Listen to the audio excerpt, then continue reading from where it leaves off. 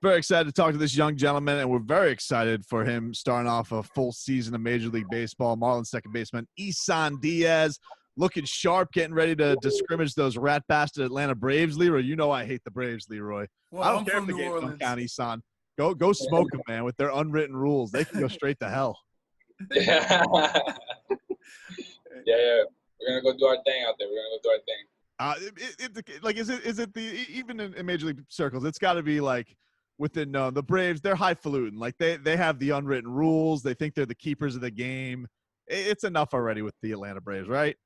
Yeah, I mean, honestly, it gets to a point where you face them so much that now it's like we got to put an end to this, and we got to go over there and show them what we're about. So we got some time now. We got 2 games to go over there and kind of feel things out, feel the new normal, and we're just trying to get back into it.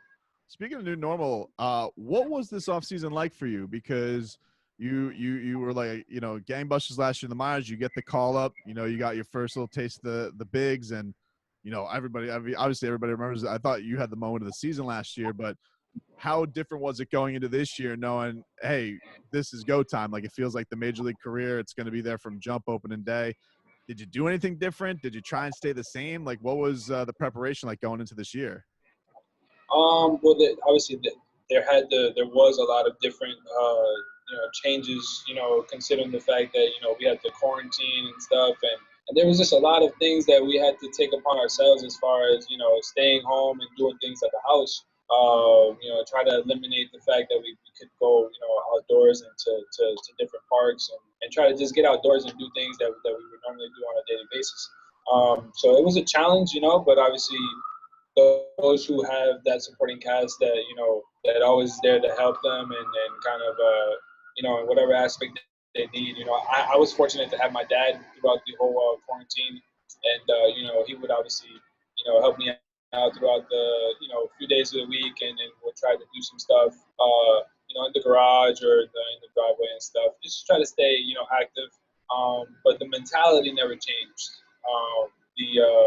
The strive to continue to get better never changed. So I would just say, more physical standpoint, just getting ready and staying ready was a little bit different, but the mentality was always there to just stay positive and stay ready.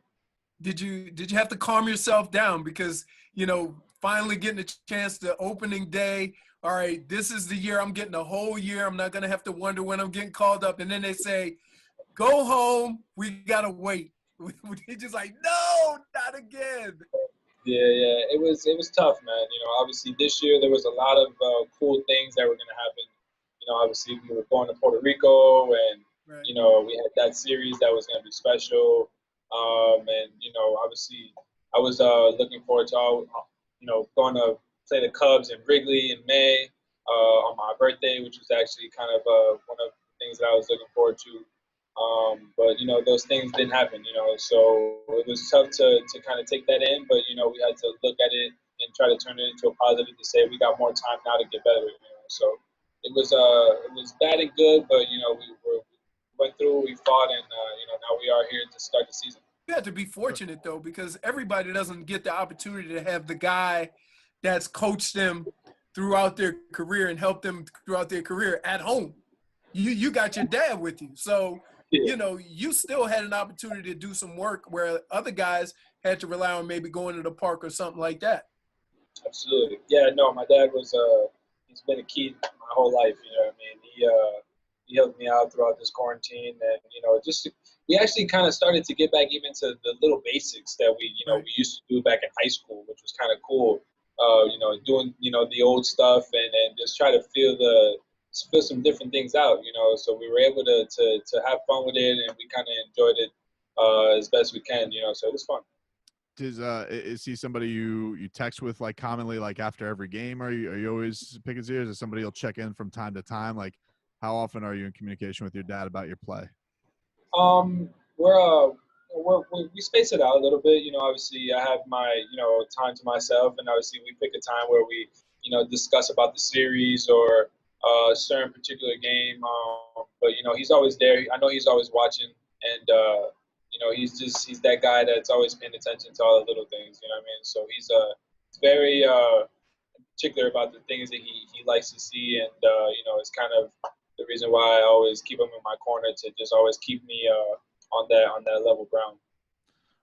The word on you before the year was like you were like a gym or cage rat. I don't know what they call it in baseball, gym rat, cage rat, whatever. Like you were like crazy in Jupiter basically from the time the season ended when you were allowed to. Was there part of that knowing that not only do you have expectations on yourself, but chicken to Donnie or Miguel Rojas, like you guys want to crank up the expectations as far as what the results are on the field and how good the team can be, whether it be a 60-game season or a full season, because the rebuild has had a couple of years here with the new ownership, but they want to get going and have some wins on this thing.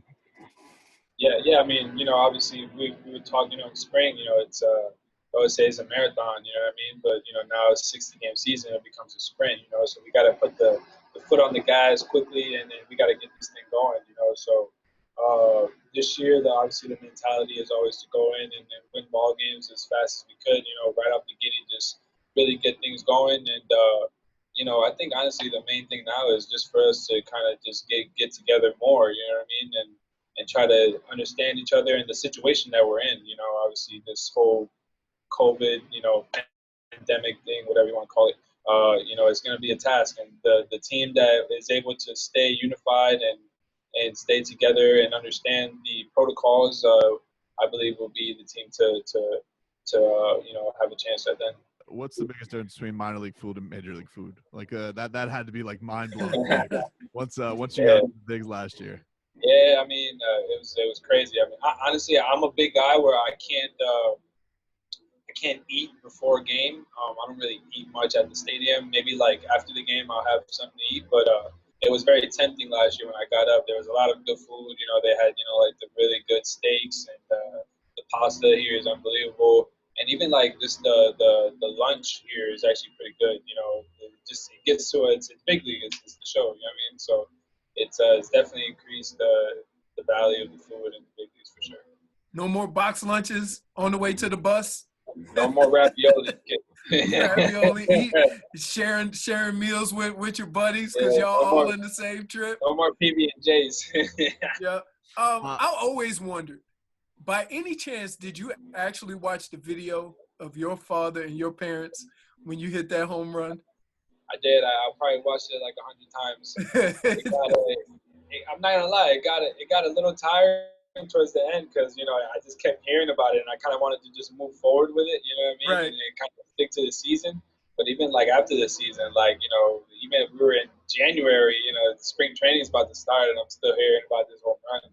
Well, I've hit a few in the past, but obviously I know that one meant the most. But I even told my dad, I was like, "Hey, Dad, I think you got more famous than I did." You know what I mean? Because he had all the fame. You know what I mean? Everyone was just talking about him. Forget the home run. You know what I mean? Like more about my dad rather than the home run. So. Yeah, and he's hey, like, there's not. He's like, and that's how I like it. That's right. Right. I tell you what. I mean, every athlete that gets to the highest level wish they were able to do something like that with their parents being interviewed and to get the realest of reactions you're ever going to get from a family. Yeah. No, it was special, man. I'm be honest with you. I don't remember running the bases, but all I can remember is just hearing him as I was running the bases. Like I heard him more than my own teammates cheering for me, literally. Right. That's bananas. That's crazy. Did you was Derek Jeter a big deal to you growing up? And do you have any good have you gotten to have any good conversations with Derek Jeter now that you're on his team? Yeah, I was a Yankee fan growing up. I grew up in Massachusetts, Springfield, a little like half hour away from Hartford. So I grew up a Yankee fan and obviously a big Jeter guy. It's kind of crazy how everything kind of played out. Went from Arizona to Milwaukee to Miami, and then Jeter ends up becoming the CEO. So it was cool to finally get to meet him. The first time I met him, I didn't know what to tell him or how to even say hello to the guy. But it was cool, man. It was something special, and obviously for me, it's just it means more to me because it just shows me that all the hard work is actually paying off, and now that we're here, it's all about just trying to stay here. So. How much does he give you tips on your game? Does he just like kind of go nonchalant, wish you the best? Like how does that work, having somebody who's that much of a royal factor in baseball be around your team so much, be tied to your team? Yeah, no, I mean, he's always open to questions, and he always tells us, hey, if you guys have or need anything, so always don't be afraid to ask. So he's an open guy when it comes to us, and I've asked him a bunch of questions, and just pick his brain out, just see how he thinks, and obviously, we're two different players, two different generations, two different positions, obviously. But it's always good to see how his mentality was.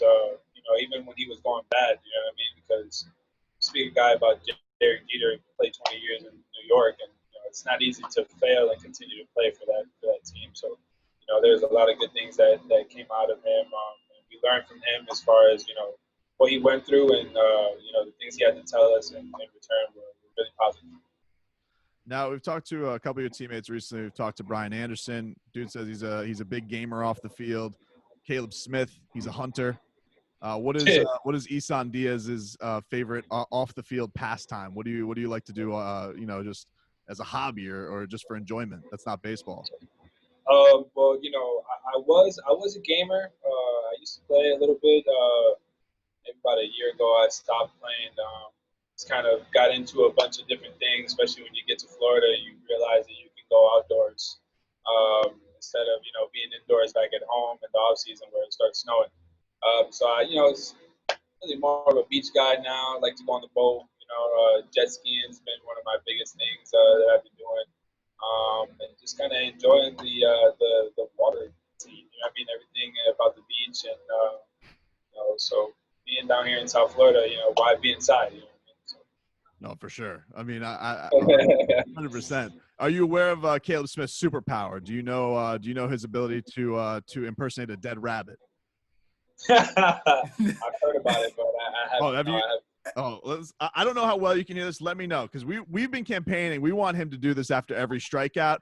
We want breaking ball the dead rabbit, and we think we named this breaking ball the dead rabbit. If he starts doing this on the hill, I think like it's gonna start freaking batters out. Like, he can bust that out whenever. I just think like he strikes somebody out and he just starts busting out with the dead rabbit call. They're gonna be shook, Isan. Oh yeah, especially now there's no fans, so they actually hear him. Next time he's on the mound and he has some guy down 0-2-1-2, you say, Caleb, give him the dead rabbit. I'm telling you, it has to be done. It has to be done. I'm gonna definitely get him. I'm gonna make sure I'll put that on my to-do list. Yep, give him the dead rabbit. Isan, man, we're looking forward to this year. I think this is a fun group that you guys have together.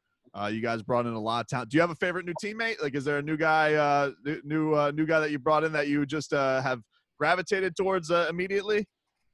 Yeah, actually, man, very excited. Sean Rodriguez, man, literally my dude. Great guy, obviously a vet, but he's all around team leader. So I've actually learned a lot from him in the little time that I've been with him. But Sean Rodriguez has been kind of my guy lately. That's awesome, man. Well, listen, stay healthy. We're looking forward to a fun year, man. All the best and safe travels. Yep. Thanks, stay man. safe. All righty. Good to talk to you guys. All right, guys. All right. Yeah.